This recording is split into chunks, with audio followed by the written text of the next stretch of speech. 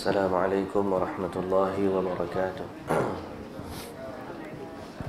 Bismillahirrahmanirrahim. Alhamdulillah wassalatu wassalamu ala Rasulillah wa ala alihi wa sahbihi ajma'in. Amma ba'du. Jadi alhamdulillah pagi ini kita syukur pada Allah Subhanahu wa taala dan kita sambung hari ini bacaan kita dari ayat yang ke 18 ya, surah Sajadah, surah yang ke-32. Surah yang ke-32 muka surah 416 dari ayat yang ke-18. A'udzu billahi minasy syaithanir rajim.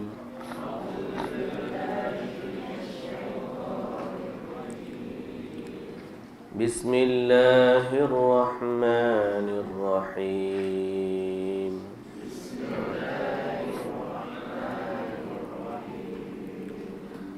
Afaman kana mu'minan kaman kana fasiqan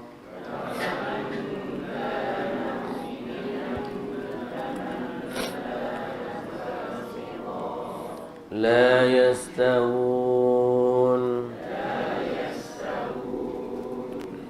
amma alladhina amanu wa 'amilus salihati falahum jannatul ma'wa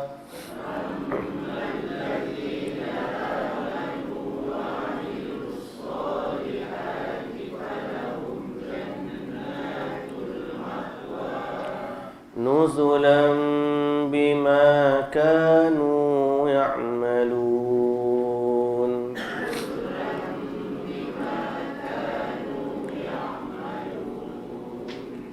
Wa ammal ladzina fasaqu fama'wahumun nar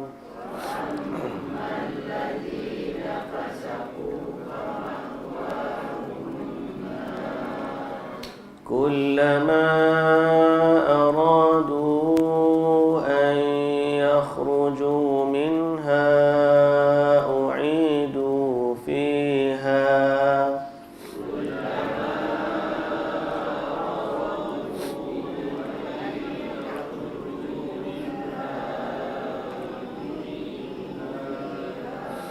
wa qila lahum dhuqu 'adhaban النار الذي كنتم به تكذبون.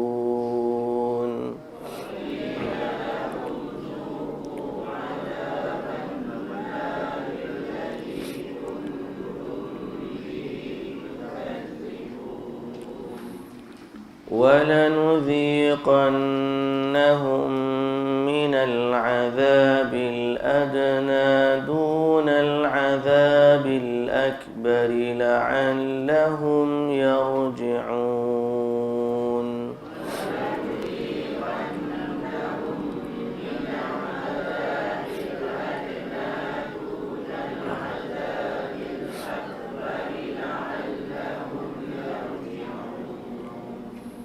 ومن أظلم ممن ذكر بآيات ربه ثم أعرض عنها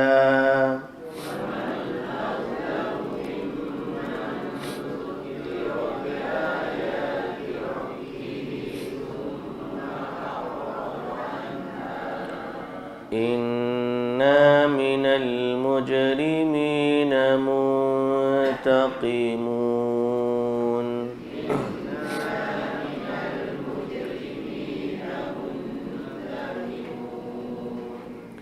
ولقد آتينا موسى الكتاب فلا تكن في مرية من لقائه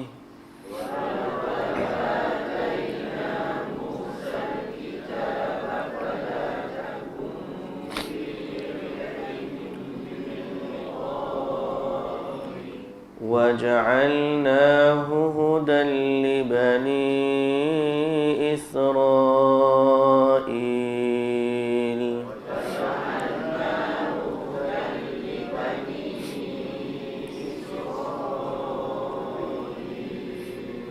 وجعلنا منهم أئمة يهدون بأمرنا لما صبروا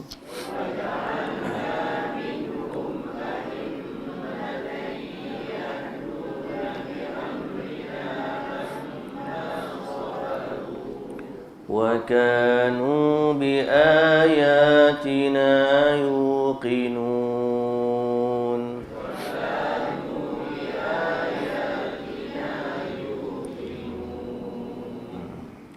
Baik, bismillahirrahmanirrahim. Alhamdulillah, puji dan syukur bagi Allah Subhanahu wa taala, Tuhan, pemilik dan penguasa serta pentadbir sekalian alam. Dialah Allah yang Maha Agung, yang merupakan pencipta kepada sekalian makhluk, dan kita selaku hamba dan makhluk kepadanya sewajibnya tunduk dan taat kepadanya. Selawat dan salam ke atas Nabi junjungan kita, Nabi Muhammad sallallahu alaihi wasallam, juga ke atas ahli keluarga baginda, para sahabatnya dan para pengikutnya yang setia sehinggalah ke hari kiamat. Alhamdulillah.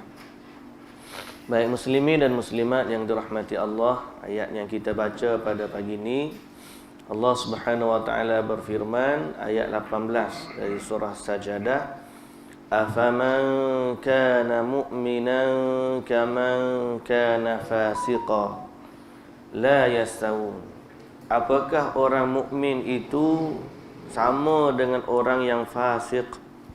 Jawapan dia, la yastawun, tidak sama, sama sekali tidak sama. Ayat ni ada sebab nuzul dia. Disebut bahawa sebab nuzul dia berlaku satu perdebatan lah antara Ali bin Abi Talib dengan Uqbah bin Abi Mu'ayth. Dengan Uqbah bin Abi Mu'ayth, di mana Uqbah bin Abi Mu'ayth ni dia seorang kafir. Dia kata kepada Ali radhiyallahu anhu, aku ni lebih baik daripada kamu, lebih pandai daripada kamu. Dia berbangga dengan kehebatan yang ada pada diri dia. Lalu Allah Subhanahu wa taala menyatakan bahawa apakah mereka menyangka orang beriman sama dengan orang fasik? Yakni orang fasik, orang yang mengingkari perintah Allah Subhanahu wa taala. Jawapan dia tak sama. Dalam hidup kita ni, yang paling utama dalam tolak ukur banding, dalam ukur banding adalah soal iman dan juga kufur. Adapun nikmat-nikmat lain duduk di bawah. Orang tu kaya lebih baik daripada orang miskin, belum tentu. Orang tu cantik lebih baik daripada orang yang wajah dia kurang cantik, belum tentu. Tapi yang nyata orang beriman lebih baik daripada orang yang kafir. La yastawun, tak sama. Dan Allah Subhanahu wa taala dalam banyak ayat dalam Quran menceritakan tentang benda ni. Kalau sebelum ni kita baca surah Kahfi, benda yang sama. Allah Taala sebut tentang kisah dua orang. Salah seorang tu ada kebun yang besar, dua lagi kebun dia. Tengah-tengah tu ada sungai. Kemudian dia kata bawah tu, ana aktsaru minka malan wa a'azzu nafara. Aku ni lebih banyak harta daripada kamu, dan aku lebih mulia kedudukan daripada kamu. Berbanding seorang lagi tak berapa kaya. Tapi akhirnya Allah Ta'ala sebut kesudahan bagi yang tidak beriman itu, harta mereka, harta dia hancur dan sia-sia. Jadi begitulah keadaannya. Dalam ayat ni Allah Subhanahu wa taala kata, keadilan dan kemuliaan yang ada pada Allah, Allah Ta'ala tidak akan melayan orang yang mukmin dengan orang yang kufur dalam keadaan sama. Orang mukmin yang beriman dengan ayat-ayat Allah, orang mukmin yang mengikuti petunjuk dari Rasul-Rasul Allah. Tak akan sama dengan orang yang fasik, yang ingkar kepada Allah, dengan orang yang mendustakan ayat-ayat Allah, dan orang yang mendustakan Rasul-Rasul Allah. Dalam ayat yang lain Allah Ta'ala kata, Am hasibal ladhina jtarahus sayyiat an naj'alahum kalladhina amanu wa amilus salihat sawa'an mahyahum wa mamatuhum sa'a ma yahkumun. Apakah orang-orang yang melakukan kejahatan, mereka menyangka kami akan melayan mereka di hari akhirat sama dengan orang yang mengingkari, sama dengan orang yang beriman dan beramal soleh, sama ada kehidupan dia dan selepas mati dia? Jawapan dia, sa'a ma yahkumun, amat buruk apa yang mereka hukumkan. Atas dunia ni kita tengok nampak macam sama. Orang kafir dapat makan, kita dapat makan. Orang kafir dapat tempat tinggal, kita dapat tempat tinggal. Orang kafir boleh belajar ilmu, kita pun boleh belajar ilmu. Dia bahkan sebahagian daripada mereka lebih senang kehidupannya dengan orang yang beriman. Sebab tu dalam surah Kahfi itu disebut, wa dakhala jannatahu wa huwa zalimun li nafsi. Dia masuk kebun dia tu dalam keadaan dia zalim terhadap dirinya, dia kufur kepada Allah. Dia kata, ma adhunnu an tabida hadhihi abada. Aku tak rasa nikmat ni akan hilang.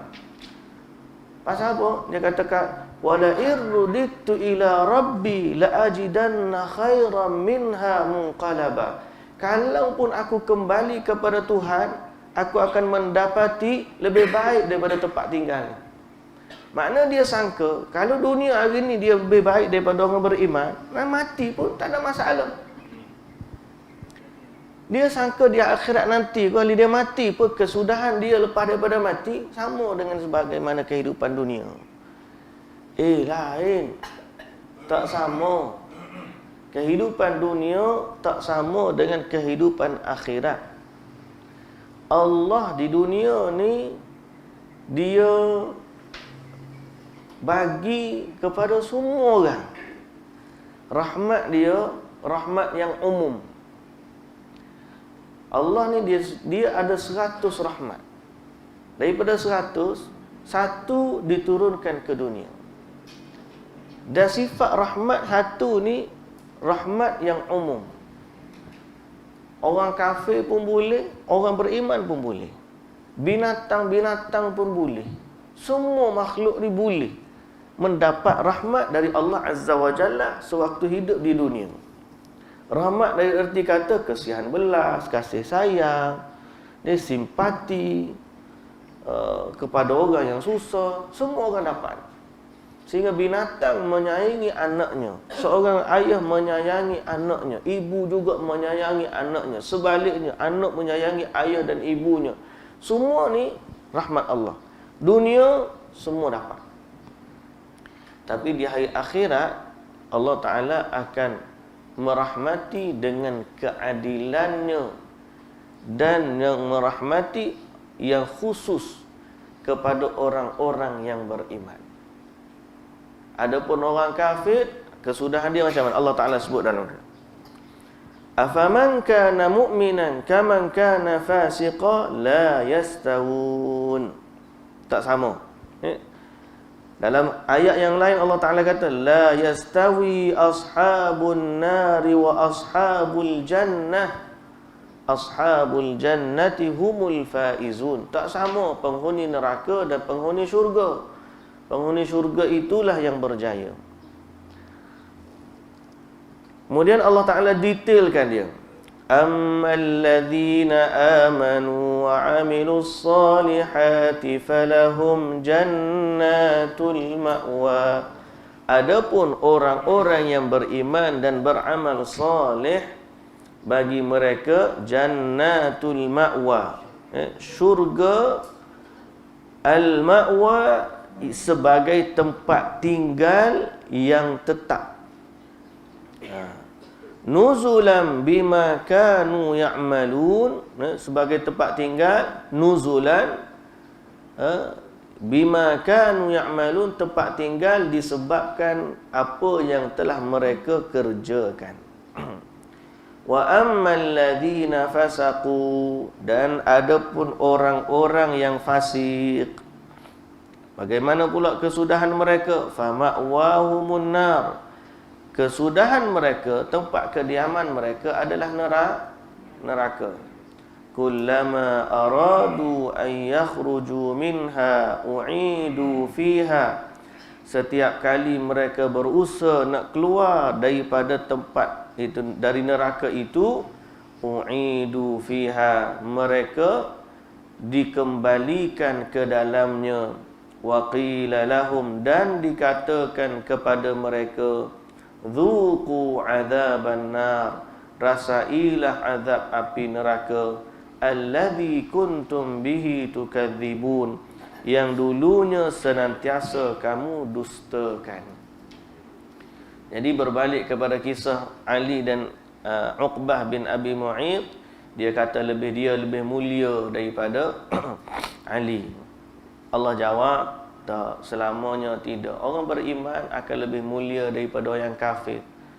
Walaupun atas dunia ni kita tengok status dia pengemis.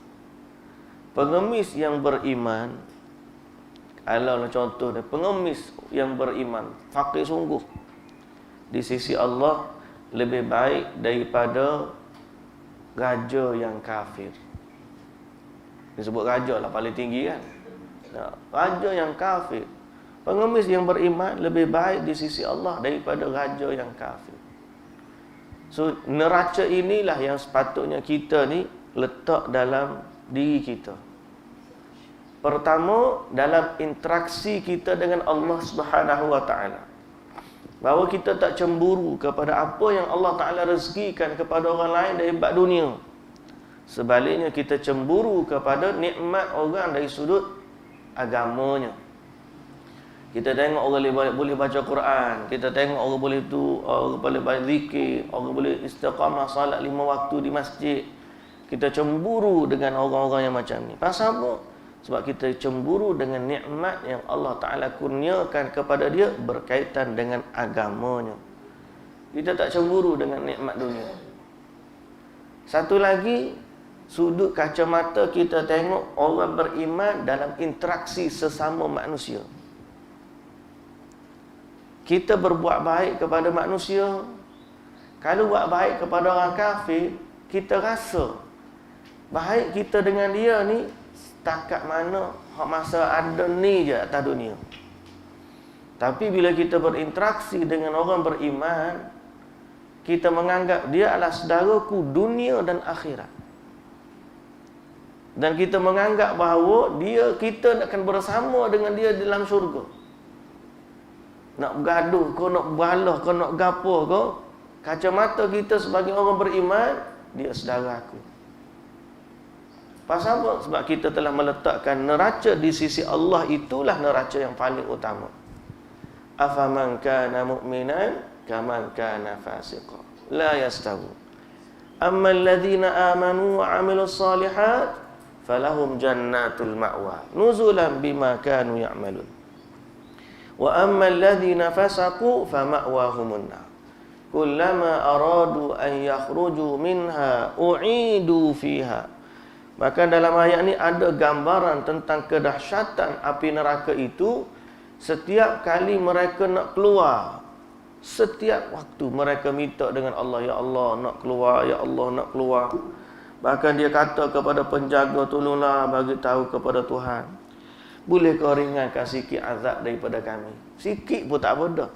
Jawapan dia tak boleh. U'idu fiha, mereka dikembalikan ke dalam api neraka itu. Wa qila lahum, bahkan dikatakan kepada mereka, dzuqu adzaban nar, rasailah azab api neraka. Bima alladzi kuntum bihi tukadzibun, yang mana kamu dustakan. Ayat ini merupakan taqri'an wa taubikhan, iaitulah ayat-ayat yang menempelak mereka. Dia kata kamu rasa kamu mulia sangat atas dunia, maka Allah Ta'ala kata, inilah dia azab yang dulunya kamu dustakan. Lalu Allah Subhanahu wa Ta'ala kata lagi, walanudhiqannahum minal azabil adna dunal azabil akbari la'allahum yarji'un. Kata Allah Subhanahu wa Ta'ala, dan demi sesungguhnya kami akan merasakan mereka sedikit azab dunia sebelum azab yang besar di akhirat, supaya mereka rujuk kembali bertaubat. Lalu Allah Subhanahu wa Ta'ala kata, dalam tu cerita nikmat dunia dan azab akhirat. Tapi Allah Ta'ala juga sebut, walanudhiqannahum, kami akan merasakan kepada mereka minal azabil adna, dengan azab-azab yang kecil, azab yang sedikit. Kata dalam tafsir, berkata Ibnu Abbas, yakni bil azabil adna masaibad dunya wa asqamiha wa afatiha. Dimaksudkan dengan azab yang rendah itu ialah musibah-musibah dunia, penyakit-penyakit yang ada padanya, dan malapetaka yang menimpa. Allah Ta'ala akan timpakan kepada mereka. Orang-orang yang fasik, orang-orang yang tidak taat kepada Allah, Allah Ta'ala akan timpakan kepada mereka azab yang sedikit di dunia. Tujuan mana? Supaya mereka kembali bertaubat kepada Allah. Orang beriman pun kena musibah, tapi musibah orang beriman untuk mengangkat darjat. Musibah yang berlaku kepada orang kafir sebagai peringatan, supaya akhirnya mereka bertaubat kepada Allah Subhanahu wa Ta'ala. Tujuan musibah yang kecil, dunal azabil akbar, memperingatkan azab yang besar. Tujuan musibah yang kecil ni adalah untuk memperingatkan kita kepada azab yang besar.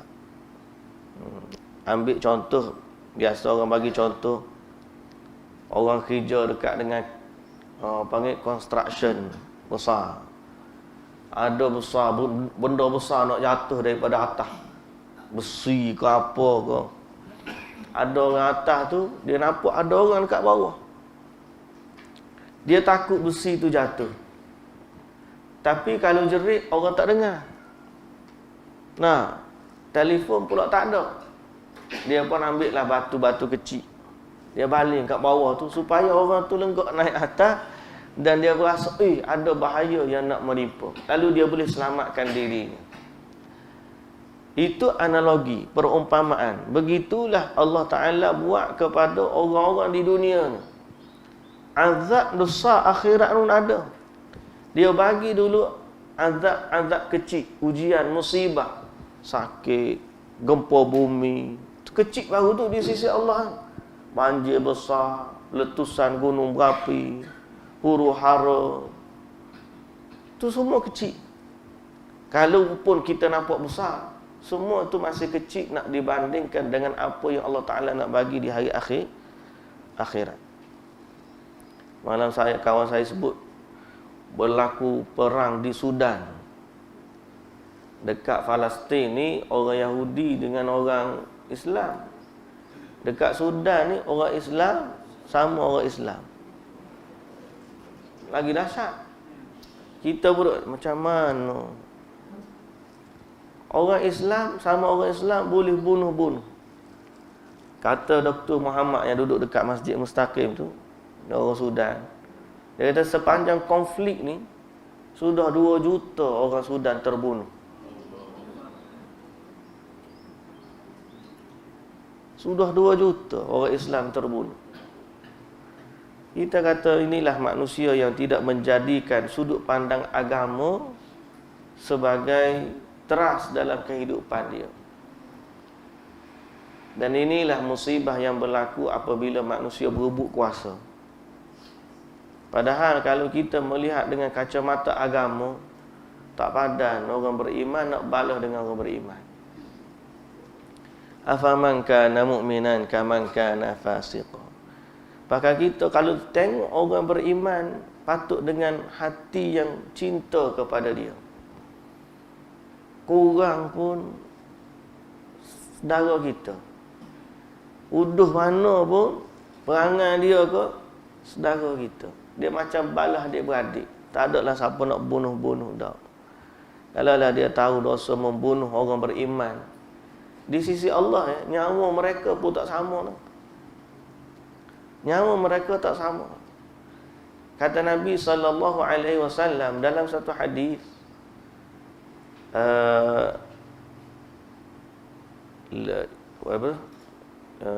lafaz dia la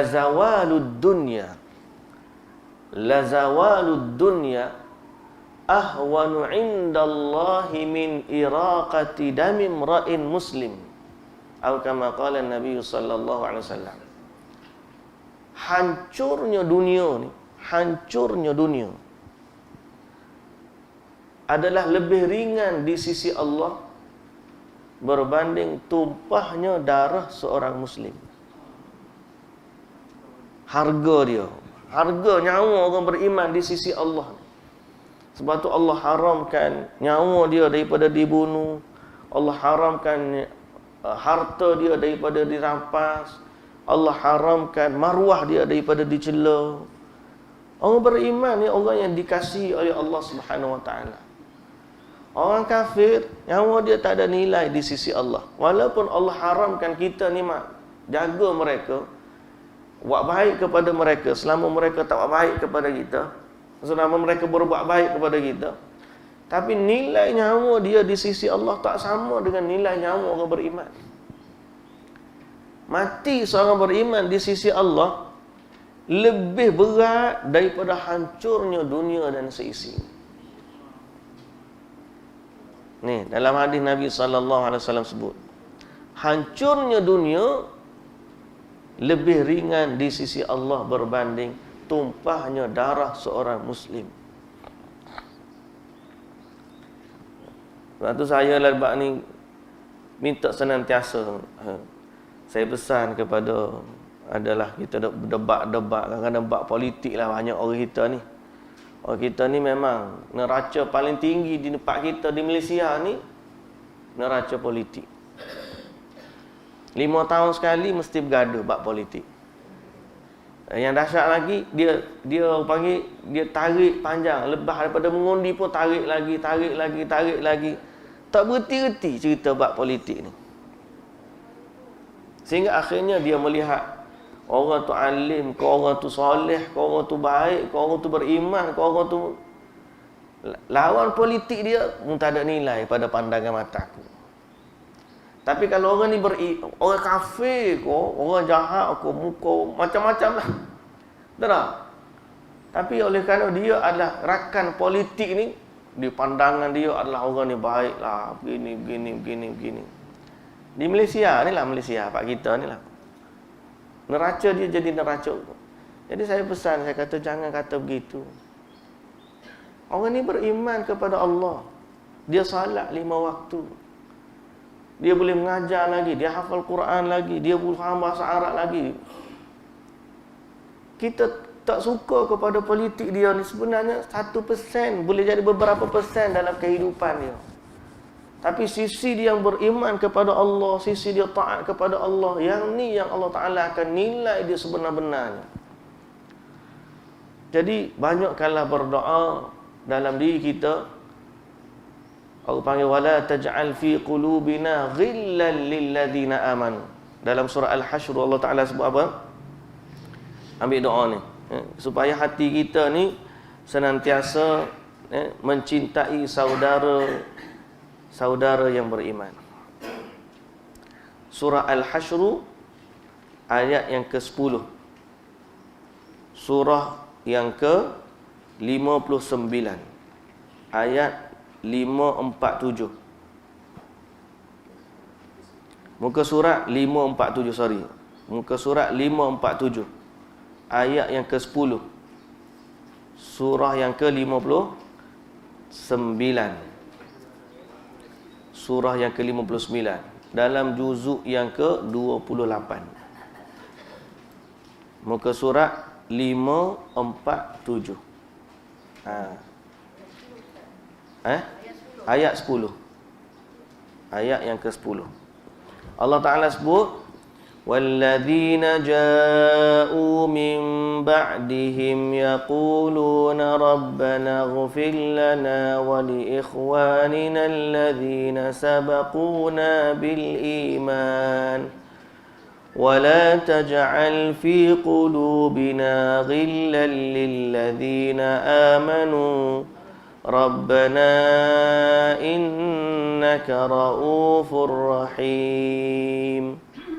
Dan orang-orang yang datang selepas mereka, yakni setelah orang berimanlah, orang Islam yang datang setelah daripada mereka. Sebab ayat yang ke-8, ayat ke-9 Allah cerita pasal golongan Muhajirin dan Ansar. Ayat ke-8, ayat ke-9 Allah Ta'ala sebut tentang golongan Muhajirin, kemudian Ansar. Ayat 8 tu cerita Muhajirin, ayat ke-9 tu cerita tentang Ansar. Kemudian Allah cerita tentang orang yang datang selepas mereka, ayat ke-10. Jadi orang yang datang selepas mereka ni siapa? Orang beriman kepada Allah yang datang setelah daripada Muhajirin dan Ansar.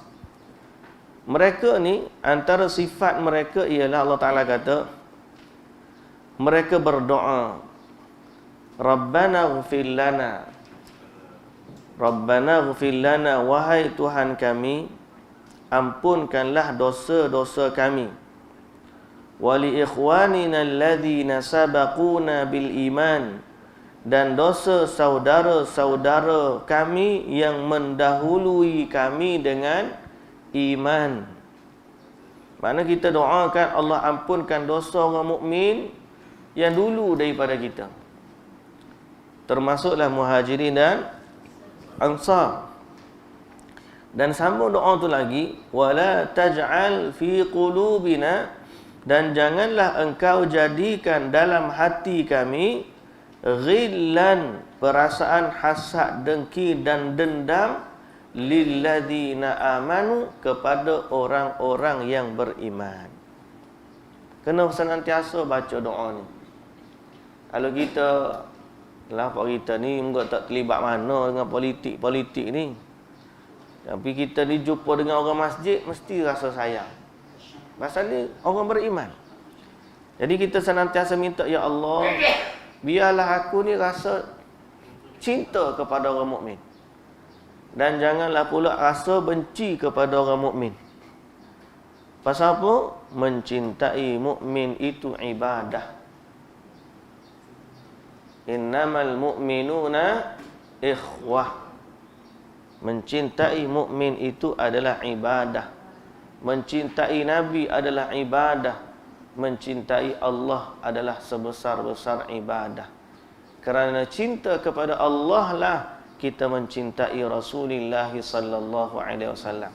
Dan kerana mencintai Allah lah juga kita mencintai sesama mukmin. Kerana cinta itu ibadah, bagi kita letak pada tempat yang benar. Kalau kita letak pada tempat yang benar, cinta itu jadi ibadat.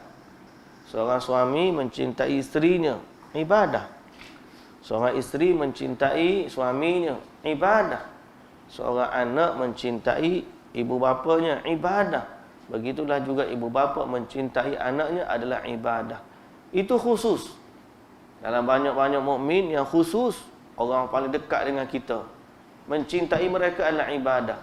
Tapi kalau orang tak ada saudara mara pun, bila dia beriman kepada Allah, kita mencintai dia juga adalah ibadah. Mendoakan dia adalah ibadah. Kita tak tahu kalaulah kita nampak, saya dalam bab apa tu, iman kita kena rasa mulianya keimanan lebih daripada apa yang kita nampak dengan mata kita. Sebab orang beriman, kita tengok keliling kita, ni je kita kenal. Tapi sebenarnya, kalau kita lihat secara pandangan keimanan yang gaib lah kita kata. Pertama, orang beriman, saudara dia ni, Allah Ta'ala sebut dalam bab ni, seluruh orang mukmin adalah saudara. Hak kita jumpa ke hak kita tak jumpa adalah saudara kita. Bersatu. Yang kedua, yang beriman kepada Allah ni, hak kita panggil mukmin, orang beriman, menyertai mereka sekalian makhluk-makhluk yang ada di bumi, di langit dan di bumi. Maknanya pokok beriman, batu beriman, gunung beriman, bumi beriman, langit beriman. Cuma mereka ni beriman pada sifat mereka yang asal, mereka tidak diuji seperti mana manusia. Manusia jadi mulia kerana diuji. Tapi soal iman, makhluk-makhluk lain beriman kepada Allah Subhanahu wa taala. Bukan setakat tu, mulianya orang mukmin, makhluk-makhluk yang lain di langit dan di bumi, kerana mulianya orang beriman, mereka mendoakan orang-orang beriman. Malaikat antara kerja dia ialah mendoakan orang beriman, ya Allah ampunkanlah, alladzina yahmiluna al-'arsha wa man hawlahu yusabbihuna bihamdi rabbihim wa yastaghfiruna lilladzina amanu rabbana wasi'ta kulla syai'in rahmatan wa 'ilma faghfir lilladzina tabu wattaba'u sabilaka wa qihim 'adzabal jahim. Kita tengok ayat ni. Besarnya nilai orang beriman di sisi Allah Subhanahu wa taala. Alladzina yahmiluna al-'arsha, surah Ghafir ayat yang ke-7. Muka surat 467 dari juzuk yang ke-24. Surah Ghafir, surah yang ke-40. Surah yang ke-40 dalam juzuk yang ke-24 pada muka surat 467 ayat yang ke-7. Allah Ta'ala sebut, alladzina yahmiluna al-'arsha, malaikat-malaikat yang memikul arash, wa man hawlahu, dan malaikat-malaikat yang ada di sekeliling dia. Jumpa tak? Surah yang ke-47, surah yang ke-40 ayat yang ke-7 dari juzuk yang ke-24. Allah Ta'ala kata, alladzina yahmiluna al-'arsha, malaikat yang memikul arash, wa man hawlahu, dan malaikat-malaikat yang ada di sekelilingnya. Berapa jumlah mereka? Tak tahu. Ramai. Kerja mereka, yusabbihuna bihamdi rabbihim, bertasbih memuji Tuhan mereka. Wa yu'minuna bih, dan mereka beriman kepadanya. Malaikat ni kerja dia bertasbih dan beriman. Wa yastaghfiruna lilladzina amanu, dan kerja mereka beristighfar untuk orang-orang yang beriman. Kita pun dalam ayat surah Al-Hasyr Allah Ta'ala perintahkan supaya istighfar untuk kita dan saudara-saudara kita yang beriman. Dan jangan jadikan dalam diri kita, dalam hati kita ni rasa benci, dendam kepada orang beriman. Malaikat pun Allah Ta'ala suruh berminta istighfar untuk orang beriman. Nilai ni, nak sebut nilai besarnya nilai orang beriman di sisi Allah Subhanahu wa taala. Wa yastaghfiruna lilladzina amanu, kerja mereka minta ampun kepada orang yang beriman. Lalu mereka berkata, malaikat itu berdoa, wahai Tuhan kami, Rabbana wasi'ta kulla syai'in rahmatan wa ilma. Wahai Tuhan kami, rahmatmu dan ilmumu meliputi segala-galanya. Faghfir lilladzina tabu, maka terimalah taubat atau ampunkanlah orang-orang yang bertaubat di kalangan orang beriman, wattaba'u sabilak, yang mengikuti jalanmu, yang menuruti jalanmu, waqihim azabal jahim, dan peliharalah mereka dari azab api neraka. Tak berhenti lagi doa tu, ada sambungan. Ayat yang ke-8, sambungan doa malaikat lagi. Rabbana, wahai Tuhan kami. Rabbana, ayat Rabbana, wahai Tuhan kami. Jadi Allah cerita ni siapa sebut ni? Malaikat. Malaikat sebut ni. Rabbana, wahai Tuhan kami. Wa adkhilhum jannati adn, masukkanlah mereka ke dalam syurga Aden. Allati wa'adtahum, yang telah engkau janjikan kepada mereka. Wa man salaha min abaihim wa azwajihim wa dhurriyyatihim, masukkanlah mereka bersama dengan orang-orang yang layak dari kalangan ibu bapa mereka, isteri-isteri mereka, dan keturunan-keturunan mereka. Sesungguhnya engkaulah jua yang maha berkuasa lagi maha bijaksana. Malaikat doa ni di sisi Allah. Dahsyatlah. Nilai orang beriman tu bukan biasa-biasa dah. Kita je tengok lekehnya dia, lekeh. Kita tengok pasal ukuran kita adalah neraca dunia.